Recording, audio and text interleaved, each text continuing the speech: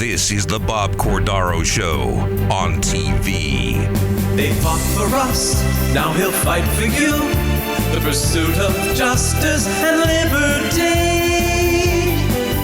It's the Bob Cordaro Show on TV. And now, Bob Cordaro. Great good morning, everyone. Happy Sunday. My name is Bob Cordaro, and this is the Bob Cordaro Show on TV. As many of you know, I do radio 5 days a week, 9 a.m. to noon on WILK. Appointment radio, we call it. And now we do this thing, the Bob Cordaro Show on TV, each and every week at 11:30 a.m. here on WNEP TV 16. Well, first today, we are joined by James May and Denise Weaver. And this being our Memorial Day show, they're in charge of the veterans. We've struck a unique partnership with Congressman Dan Meuser. We're going to highlight the things that he's doing in the 9th Congressional District and the people he's doing it with and his staff and in the community. Looking forward to that. And this is a continuation with his veterans people today. Then our Power Brunch Players of the Week are Tom Munley and Ernie Preate, two Vietnam War veterans and prominent community members who will tell you their stories and their thoughts about Memorial Day. I think you'll enjoy it. So with the help of God, our families, and each other, let us begin this Memorial Day edition of the Bob Cordaro Show on TV. Congressman Dan Meuser has made his mark in Washington, D.C. and Pennsylvania as a member of the Financial Services and Small Business Committees, with offices to serve you in Tunkhannock, Bloomsbury, Hamburg, Dallas, Lebanon, Berwick, and Pottsville. We're joined by James May and Denise Weaver of Congressman Dan Meuser's office. And I know James May. And I'm getting to know Denise Weaver. Let's start with you first, Denise. Tell me, what do you do with the Congressman's office? I'm with the Veterans Affairs, and I do a lot of work with the cases and the military folks as far as working, trying to find out where they are with the benefit side and the healthcare portion side and help out their family and try and get them to where they need to be. Where are you based, Denise? I'm actually out of Hamburg in the Berks County office. Okay. There are so many veterans in this district that this is and nobody can understand the labyrinth of regulations and benefits and all those kinds of things. So that's a big deal. And James, you're a veteran. You did a lot of this as chaplain in the military. Well, Denise and I are both veterans. She's on the Navy side. I'm on the Army side. Yeah. Well, you didn't say that. Well, that's okay. Oh my gosh, I would have saluted. But you're right. As an Army chaplain, a lot of what you do is to help care for our veterans. And I have the great honor and privilege to be able to continue to serve, but with Congressman Dan Meuser now. And obviously he has a big focus on trying to help our veterans, and it's just a privilege to be able to come alongside Denise and others and try to do what we can to help our veterans, both those who are going into the service. If you ever want to get an application to go to one of the military academies or even to join the military, oftentimes you'll work that through your congressman. Denise does a lot of work on the tail end for veterans who need specific services. And just making sure legislation gets passed that is taking care of our men and women who are serving in uniform right now as well.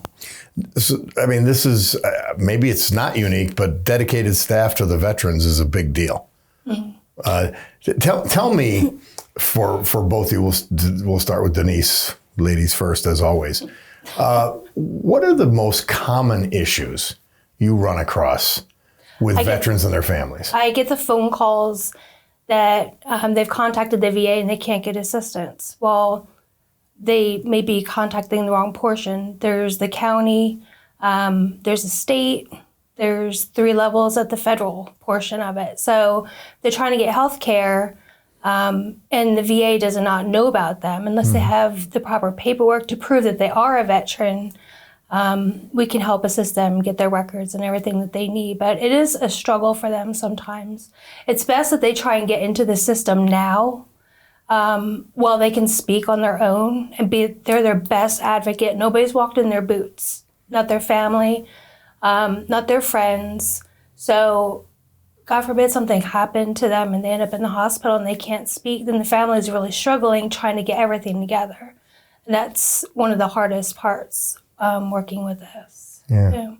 How about yourself? What are you running across? So my title is regional director, so working across the area in different capacities. But while Denise is doing a lot of the leg work, the boots on the ground type of work, a lot of mine is being able to go out and to honor our veterans. And I know you do this on the radio show, and I know in your personal life have a big focus on trying to honor veterans. But going to different events, going to different veterans organizations, and on behalf of the congressman, but more importantly on behalf of the men and women across the district and across the nation, just thanking them for their service.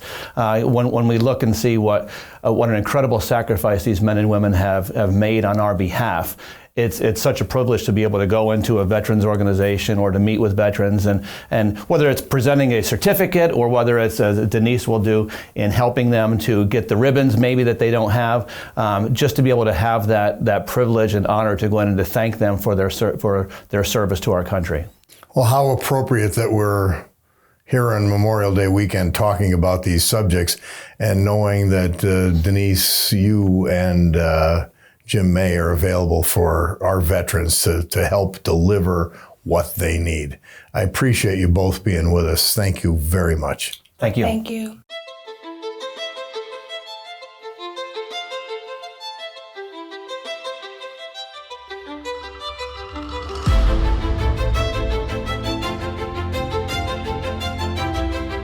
Road Scholar Transport, a higher standard. Well, we have this Memorial Day edition of the Bob Cordaro Show on TV. And I thought, what better way to celebrate than to have two of my favorite veterans, both Vietnam veterans, on the program. So we are joined today by Ernie Preate, our former Attorney General, United States Marine Corps, Vietnam. Tom Munley, former President Judge, U.S. Army, Vietnam. Gentlemen, my pleasure, my honor, welcome. Thank you so much, Thank you. Bob. Thank you. You have to have, for both of you, and we'll start with you first, General Preate, you have to have special thoughts on Memorial Day because both of you have been so involved with veterans and you've seen death in battle. It's got to be a holiday that's elevated to where it should be in everybody's minds as you approach it. Regrettably, I had the good fortune of being with some great Marines, and not regrettably, but fortunately, I was with some great Marines. For the 12 and a half months I was in Vietnam, I was a platoon commander, rifle company, executive officer, and constant battles all the time.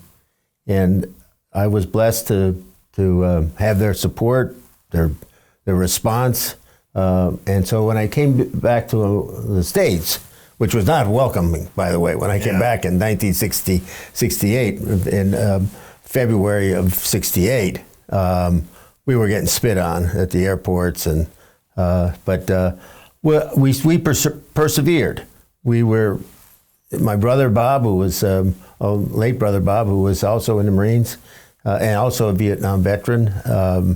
We helped to found the Scranton chapter, Northeast chapter of the Marine Corps League, which still exists up the old Mattis Community Center up in that beautiful facility on East. Yeah, so that's one of the things that we worked toward in the late 70s, and then working as a district attorney, helping veterans out wherever I could. And then most recently, as you might be aware, we did an event for a Marine who was killed in March of 1967. He was with the 2nd Battalion, 5th Marines, right across the river from where I was with 3rd Battalion, 7th Marines, and he got killed, and his family, by the time he got killed, had kind of disappeared. And so he got 12 medals that were coming to him. Jimmy Reddington. Jimmy Reddington. We had a day for him on my radio show, and you have a celebration for him every year. Yes, we do. Two of his buddies, Brad Varney and Joe Silvestri, looked for almost 30-some years to find his grave because Jimmy sacrificed himself so that Joe Silvestri could live. Oh, my God. And so Joe wanted to say thank you, and he couldn't find it, and it took him 30 years to find his body was buried in the Cathedral Cemetery here. So in 2018, a group of veterans headed by myself and people in the Marine Corps League and all the VFWs around and the legions, we decided to hold an event for Jimmy Reddington to get the 12 medals that he was due, including 2 Purple Hearts, that were down at the Department of Defense in Washington, moved them and we put them in repose up at the Marine Corps League up in the Mattis Community Center up there. And so we had this event, and it was spectacular. We had General Christmas come in, a legendary general. He was a lieutenant in the 2nd Battalion, 5th Marines, the same battalion that Jimmy was in, and he came up here from Virginia. He was a major general, and he was our principal speaker. It was such a moving event that we are honoring 50 years later, literally, and giving those medals that we had earned, giving them prominence, that the Wall Street Journal on Memorial Day in 2018 wrote a beautiful editorial about how Scranton never forgets. Never forgets. And that's I've been with this group now for the better part of 7-8 years, and we meet every twice a year over at the Glider Diner, and then we go up to the cemetery to pay our respects to Jimmy, and remember not only him but all the other Marines who have been lost and wounded in combat. What Memorial Day is all about. Tommy Munley, I know of a story. You were alongside someone who was killed in Vietnam, and so remembering has got to be a big part of your life, because you've never stopped advocating for veterans. You're on every night on television talking about it. I'll tell you, Bob, for the last 50 years since I've been out of law school, I go to every Memorial Day event. I was at the event that Ernie sponsored for Jimmy Reddington, and I don't miss any of this stuff, because as long as I'm alive, and I always say this, I will never forget the veterans. And that's why your radio show is important, because you talk about veterans a lot on your radio show.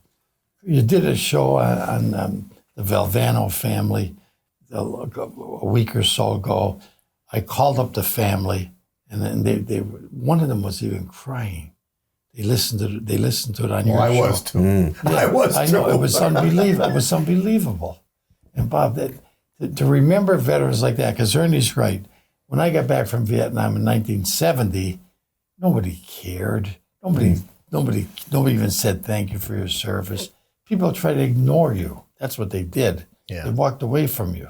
So, and they used to call you names. So I never really got much of that, but I know a lot of my soldiers did. So I just decided then, Bob, the rest of my life, I told you before, I don't golf, I don't play tennis, it's all veterans. That's what I do. Yeah. What will you each be doing today, Memorial Day? Will you be somewhere at a service? Where will you be? Where will you go, Ernie? Well, last year at this time, I delivered the principal address at the Cathedral Cemetery, and I don't know whether Colonel Albert invited me over there, and I did that, and I don't know whether it's going to want me back or not, but I'll always be over at the cemetery thinking about them and thinking about, of course, your family. Yeah. But it's always in the back of my mind. I still have dreams, Bob. I still have dreams about Vietnam. I mean, it was so difficult a time that, we went over, I got there in January of 67, and we immediately went on operation the next day. And we had 800 Marines going to rescue a Special Forces outfit down in the southern end of the TAOR, called the Marine Corps TAO, Tactical Area Responsibility. So it was like 100 miles south of Da Nang, and I don't even, when I went there, the general didn't even have it on his map. That's how far south we were going. We got there at 800 men the end of January. We came out April 7th with 200. I was one of the few that survived. I was, in fact, maybe the only, maybe one or two other officers that survived. But those remembrances stay with you. Yeah. They're as I can think of right now, as I'm saying, I can smell the cordite. I can smell the napalm that were used when we were getting encircled, trying to fight our way out. So it was a special remembrance for me to have all my Marine buddies. We still there's something called a Marine Corps 3rd Battalion, Mike Company, 3rd Battalion, 7th Marines. They still have an association that remembers each other. But my guys got almost all of them got medals. Some of them were so spectacular that they made the front page of the Sea Tiger back in March of 67 for their courage in attacking. Two guys attacked one of those tunneled bunkers and killed everybody. And they were lost at the time. They didn't know where they were, but it said Preate's Lost Marines. Yeah. But they all got, almost all my men got Bronze Stars or Silver Stars. And for three quarters, a loss of 75% casualty rate.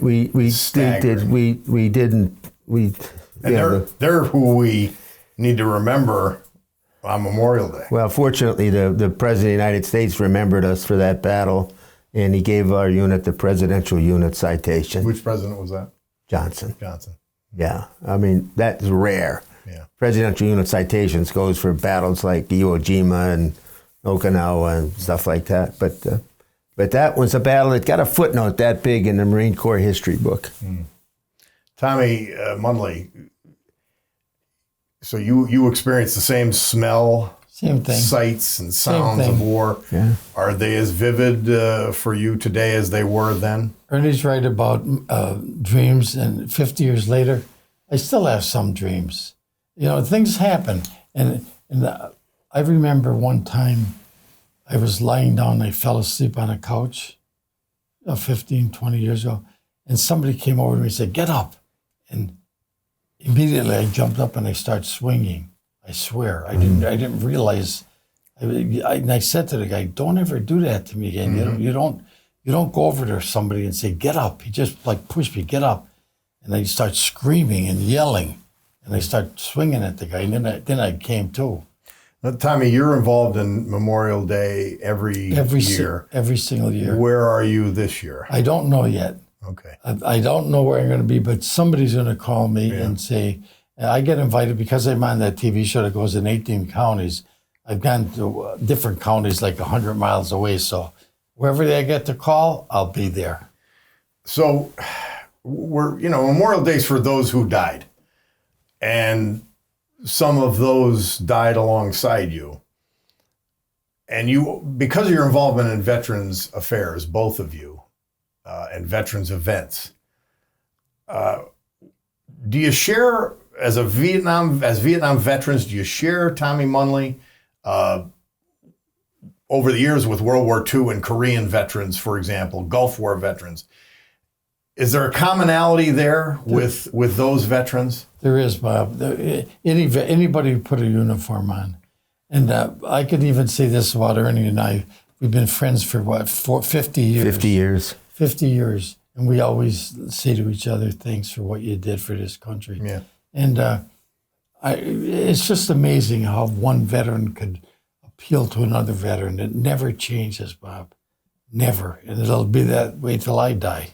I want to second that because Tommy's leaving out a little bit.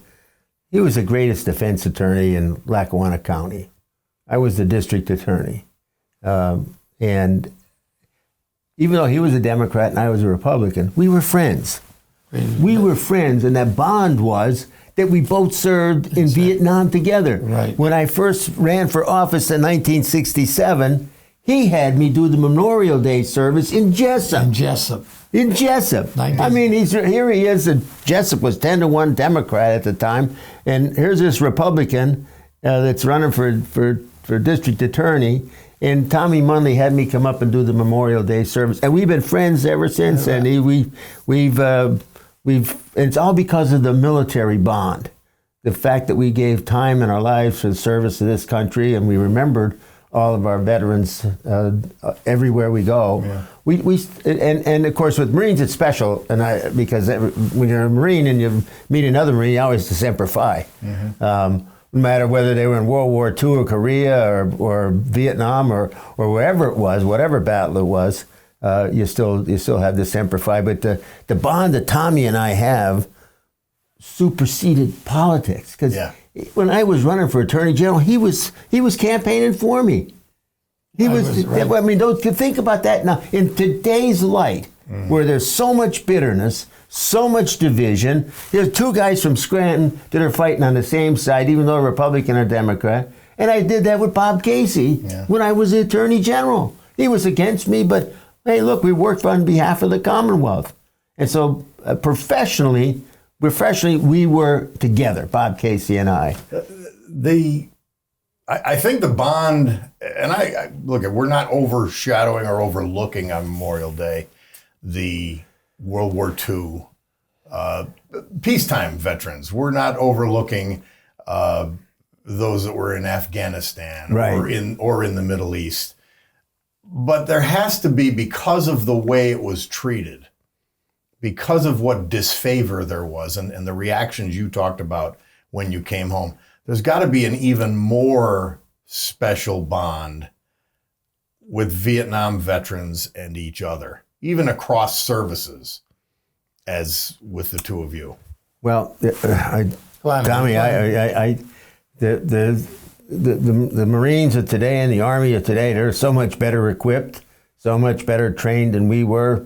Most of the people I had were draftees because they were pushing bodies out to get over to Vietnam. And never forget McNamara calling up 50,000 Marines, and everybody. That's how I got to go after law school. I went because I got a draft notice. And I said, oh my God, I got to do something, get to be an officer. So I went around, and the Marine Corps is the only place that had an officer candidate school open to me in March of '66. So that's why I joined Marines, to get out of the draft. There's a story about this. Listen, Tommy, I got in the Marines, and I was sworn in down at the naval base in South Philadelphia. And so I got sworn in by this captain down there. And I said, look, I'm going into this basic school training class in March of 1966. I said, what are the chances am I going to go to Vietnam? And he looked at me straight in the eye and he says, is the Pope Catholic? So literally 12 months and I was in Vietnam. Yeah. 12 months almost to the day from I sweared in. But the camaraderie that exists then, because we were pushed into the Vietnam War. We didn't have any clarity from our national leaders. And we were always, when I was there, Tommy, I kept saying, what are we doing here? Literally, the third day I'm in battle, and I'm saying, what am I doing here? What am I fighting for? What's the goal? What's the objective? What's the objective here? I mean, we take ground, and then the next day we leave it. And then a couple of months later, we have to come back and retake the same ground. And it went on and on like that. I just could not figure out what our national policy was. And to some extent, you'd get the same thing in Desert Storm or Afghanistan and some of these places today. Well, what are we doing there? Yeah. Well, we go in and then we leave like with our tails between our legs. In Afghanistan, it was a historic disgrace. What do we sacrifice all these people for? Tommy Munley, that you've interacted with so many people in your veterans work from every realm of the service and every time frame. Do you feel that special bond with the Vietnam I vets? feel a special bond with all my friends from Vietnam, who I still keep in touch with. And I was against the war just like Ernie was. I wrote a letter to Joe Flannery, a famous newspaper columnist, saying, "Infantryman asks why." Joe Flannery printed it on the third page. It's a big article. In 1969, I think it was. And I didn't know why we were in Vietnam. Yeah. And here's the thing, Bob and Ernie. When I was there, when I wrote the letter, I said, 30-some thousand of our Americans died for what? By the time the war was over, it was almost 60,000. Yeah. And that's I still have that article. That's who we have to remember today, Memorial Day. Exactly. In the few seconds we have left, Tommy Munley, just give some brief thoughts and a message to people for Memorial Day. I want to tell everybody for Memorial Day, go visit your loved ones, and even the family of the service members, the people. I'll be at a cemetery on Memorial Day, honoring all these people, the veterans, the non-veterans, family members who were part of veterans' lives. You can't forget them. We're all in this together, Bob and Ernie, all of us. It's together. And we have to do this together. And Memorial Day, I'll never forget it. And my whole day is going to be spent at going to cemeteries and honoring our veterans who lost their lives. Ernie, a couple seconds left. I echo what Tommy said. It's just that we have to remember the veterans that allowed our freedoms to exist today. We have to respect what they did. We have to pray for some of them are still suffering, they're in hospitals, they're in homes, and they're being taken care of. We have to remember the sacrifices that they gave, the families that have attended to them. If we don't do that, we're lost as a country. Ernie Preate, Tommy Munley, thank you very much. Happy Memorial Day to both of you, and obviously to all of you. Thanks, Bobby. Thank you, Bobby.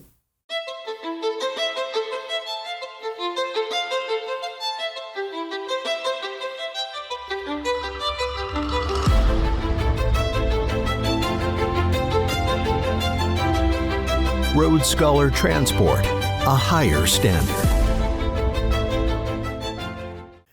I hope you're having a great Memorial Day weekend. I enjoyed having veterans like Tom Munley and Ernie Preate on to talk about what it means to them, veterans who have lost friends in war. I hope it means a lot to you. I hope you celebrate it, or at least take a few minutes to think about the sacrifices that were made that allowed us to celebrate this great weekend. Have a good Memorial Day, and we look forward to seeing you next week on the Bob Cordaro Show on TV. Thanks for being part of the program. You've got an appointment every Sunday morning at 11:30 right here on WNEP TV, the Bob Cordaro Show on TV.